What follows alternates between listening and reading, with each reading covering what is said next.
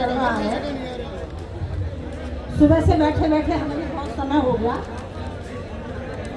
ये अति पिछड़ा वर्ग का जो ये कार्यक्रम आज जंतर मंतर दिल्ली पर हो रहा है, बहुत देर से यहाँ जयकारे लग रहे हैं, नारे लग रहे हैं, भारत माता की जय बोली जा रही है, श्री राम की जय बोली जा रही है, भीमराव अम्बेडकर की जय बोली जा रही है, भाषण दिए जा रहे हैं, बात की जा रही है, लेकिन समाधान क्या है? चर्चा हो रही है, परिचर्चा हो रही है, हम पिछड़े हैं, हम दलित हैं, हम शोषित हैं, ये हम सबको पता है।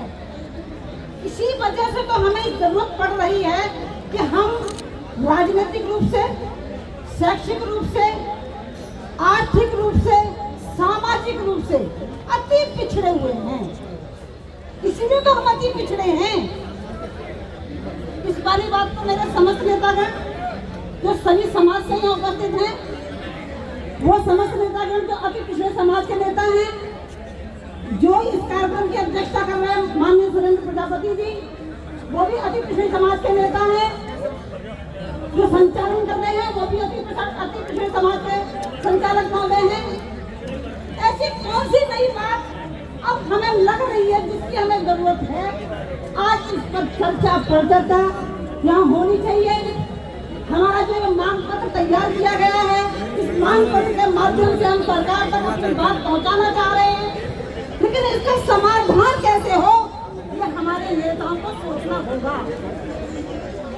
ये चीज हमारा देश आज 77 वर्ष हो गए, हमारे देश को आजाद हुए, हमारी कहानी वहीं की वहीं चलती रही। हम इसी तरह से दबे रहे, शोषित रहे, कुचले गए, हमारे वोटों से सरकार बनती रही। अरे भाई, वोट देने जाता कौन है? वोट देने मैं और आप ही तो जाते हैं। सरकार बनाता कौन है? सरकार मैं और आप ही तो बनाते हैं। फिर आज हमें समाधान क्या करना है? इस समाधान के लिए आपने नारे लगाए। इस समाधान का एक ही नारा है कि जातिगत जनगणना होनी चाहिए।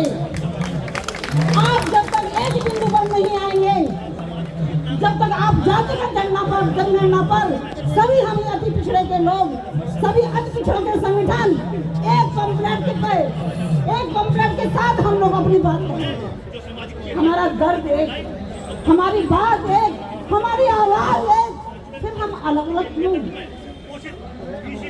वही दर्द तुम्हार का है, वही दर्द पाल का है, वही नाई का है, तो फिर मेरा समाज ये अलग अलग क्यों?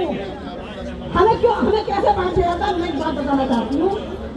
जब नाई भाई जाएंगे, आइए ठाकुर साहब खुश, जब प्रजापति भाई जाएंगे, आइए भगत जी खुश, जब लोटा भाई जाएंगे, आइए छत्री साहब खुश। तो खुश तो उन्होंने हमें कर दिया, हम खुश हो गए उनके अभिवादन से। अब हमें इस बात की जरूरत है, हमें ये अभिवादन नहीं चाहिए, हमें हमारे अधिकार चाहिए। आप इन पर बात करें, हमें अधिकार कैसे मिले? इतनी देर से मैं देख रही हूँ, मेरे भाई बोल रहे हैं कोई शराब बंद करा रहा है। अरे शराब पीता कौन है? महिला भी शराब नहीं पीती। शराब पीने वाले आज कसम खाना, हम शराब नहीं पिएंगे। वो काम तो आप करते हैं। मैंने काफी समय से सामाजिक कार्य, राजनीतिक कार्य देख लिए। क्या भाषाबाजी होती है, फोटो खींचेंगे। अब तो एक और जमाना आ गया व्हाट्सएप का, मोबाइल का, भर जाएगा फोटो से भला आदमी को डिलीट करता है। इसकी जरूरत क्यों पड़ रही है? आप देखिए, आपके सामने महिला शक्ति निकल कर आई, अति पिछड़े वर्ग की, जो कभी घूंघट में रहा करती थी। आज अपने मातृ शक्ति घर से बाहर निकाली, तो ये निश्चित है अपने आरक्षण की लड़ाई में लड़ने के लिए आपके साथ करने से मामला करते रहेगी। आपने शक्तिवान किया महिला शक्ति को। मैं धन्यवाद देना चाहूंगी सुरेंद्र प्रजापति जी का, और इस समाज के जो मसीहा भीमता में है हंसराज भौरिया जी, मास्टर शिवनाथ सिंह जी की, जो महिला शक्ति का हमेशा आह्वान करते हैं। मैं एक बात और कहना चाहती हूँ कि ये कार्यक्रम जंतर मंतर पर हो रहा है। फोटो खींचते रहते हैं, मीडिया वाले आते रहते हैं, ये इनका अपना काम है। आपकी बात लगे मीडिया पे चलाएंगे, किसी भी काम में चूर नहीं रहेगा।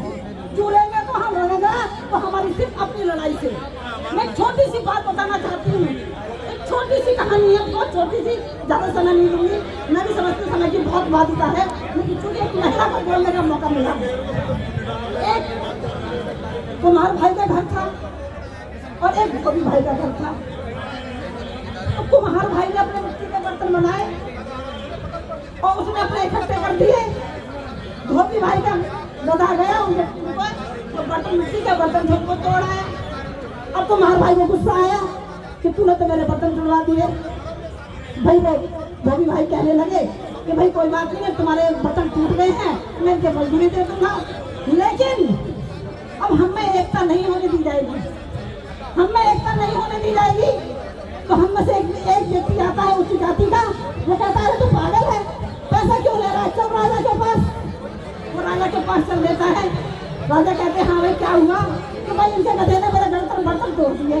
तो एक काम करो महाराज, तो क्या किया जाए कि भाई से सजा दी जाए। अब हम सजा किसको दिलवा रहे हैं, राजा से, अपने को। हम सजा किसी दूसरे को नहीं दिलवा रहे, राजा के कहने को सजा दिलवा रहे हैं, हम अपने को ही, अपने ही जगह कुछ भी शोषित भाई को। उन्होंने कहा क्या सजा दी जाए। फिर मैं ये बात बता रहा हूँ, एक पड़ोस में राजा रहता है, उसके जितने हाथी हैं वो सफेद है, और ये भी आपके हाथियों को धो के सफेद कर देगा। राजा समझते गए थे कि इनमें लड़ाई हो गई आपस में। अब राजा उस चीज का फायदा उठा रहा है। आप जिससे भी लड़ाई की बात कर रहे हैं, हम सरकार से मांगेंगे, वो सरकार निकलनी है, फलाना है, ढूंढा है। समझे, हमारे अंदर है जो चीज हमें नहीं मिल पाती है, उसका कारण हम लोग हैं, सरकारें नहीं हैं। हम कभी एकजुट नहीं हो पाए। अगर हम सब अपने आपस में जितने भी अति पिछड़े के लोग हैं, अति पिछड़े के नेता हैं, हम अति पिछड़ों में से भी अपना एक महान नेता चुनना होगा जो हमारी बात जाके सरकार से कहे। इस तरह से हम अलग अलग होकर के अच्छी बातें कहेंगे। तो मैं आज भी दावे के साथ कह रही हूँ, किसी भी सरकार से मांगते हैं ना, कोई भी सरकार कुछ भी नहीं देगी। आज आपको अपनी बात कहने का यह मौका मिला है, मुझे मौका मिला है, आपने मुझे मौका दिया, महिला शक्ति का सम्मान रखा। लेकिन ये सब बातें मंच पर मत करो भाइयों, लड़ेंगे, लेकिन महिलाओं को मौका दे दो।